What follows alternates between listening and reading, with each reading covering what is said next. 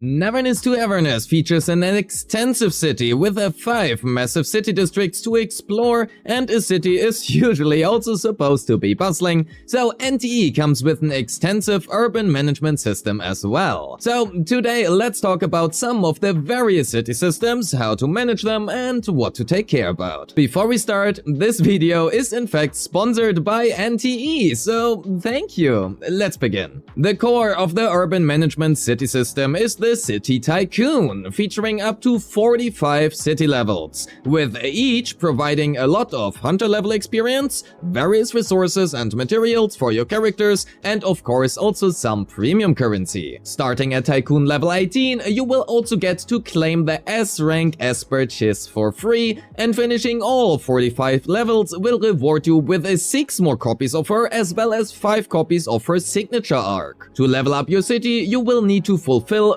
various objectives, including but not limited to earning a certain amount of funds, that is the city's management currency, complete specific quests, buy and decorate an apartment, and many more. Most of these tasks are done by basically honestly just playing the game. A lot of the game's features are also locked behind your City Tycoon level, such as being able to buy different apartments or even items at the shop, which also includes character materials, your maximum city stamina, or various game modes such as the bank heist. Because of that, it is super important to level up your city. However, because of the total funds earned requirement on each and every level, there is at least a certain time gate to it. And you are also supposed to actually enjoy a game and have fun after all, so please don't feel the need to rush through it. But assuming that you do want to level your City Tycoon rather quickly, you will need funds, and you will need a lot of them. So how do we get them?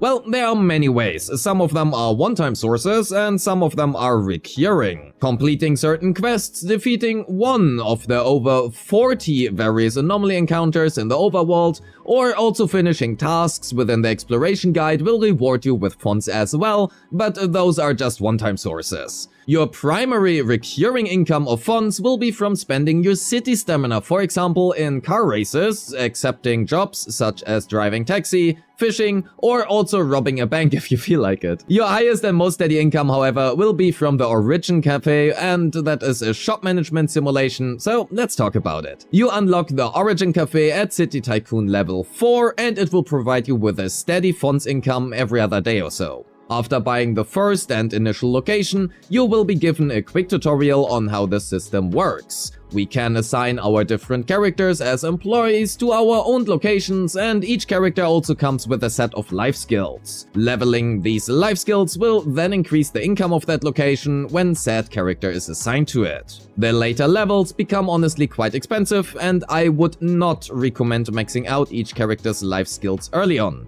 It is more than sufficient to leave your life skills at level 2 or 3, or at least early on that is, and invest into multiple characters instead of maxing out a single one. We can unlock different recipes over time, with each recipe granting us a different amount of funds income per hour. Better recipes require a higher cafe level. By claiming our earnings, we will also get an equivalent amount of experience for our shop, and each new level unlocks new features for us as well. For example, at level 3, we are able to assign furniture to our shops, which will grant us an additional income multiplier. Because the entire system is quite literally a time-gated waiting game, well, the earlier you unlock the cafe and start working, the earlier you will reach a high level, allowing for a steady and frankly also very high income of funds. Starting at cafe level 5, you will also unlock the serving minigame called Owner's Selection. In different stages, you prepare different drinks and foods according to the customer's request, trying to reach the 3 management targets. You can then at the end claim a funds reward based on your performance in exchange for some city stamina.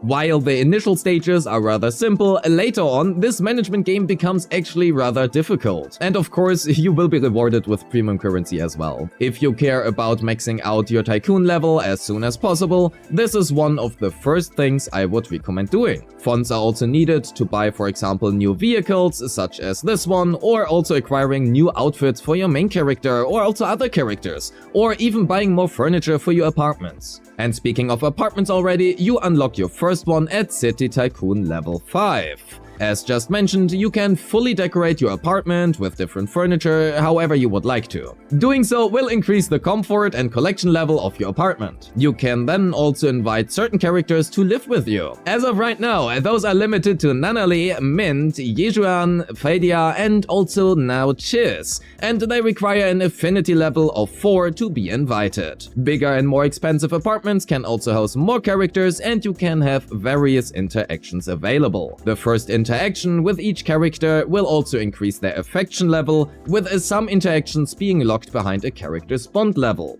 which depends on your affection. If you care about optimizing your character's damage outputs, you still want to take care about your apartments as well, however, because they feature so-called anomaly furniture. Some of them simply provide quality of life, such as Cuckoo clearing any warrant value for you upon entering apartment, but some of them will grant you flat-out raw combat stats, such as the resting boxer granting you a global crit damage bonus to all of your characters. A few of the anomaly furnitures require a very specific item to unlock, some of which are easier to obtain and some of which are harder. Exploring plays a big part in NTE, so I don't really want to spoil you all of this, but just to take one example here, who does not love themselves some good gambling inside your gacha game? You? Great, because if you are smart, you might can snag yourself some item at the auction house. And by smart, I mean just be incredibly rich or lucky. If you run around the overworld, you will also occasionally encounter these anomaly ravens. Collecting them will reward you with a currency you can hand in at the witch's hut, which you can find here.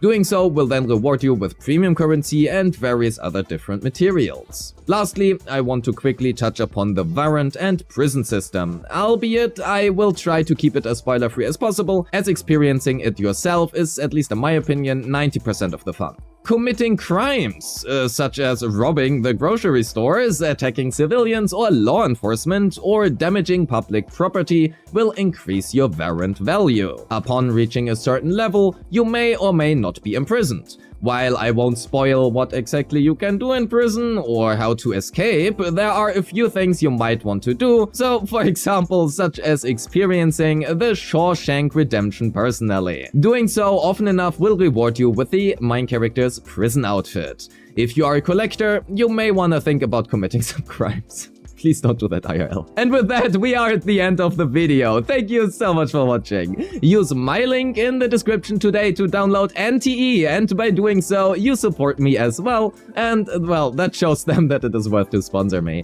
Don't forget to like and subscribe, leave me a comment on your thoughts about NTE, and of course, join the Discord. A special thanks to my YouTube and Patreon members who make this content possible. I appreciate all of you, and wish you a great day. Peace!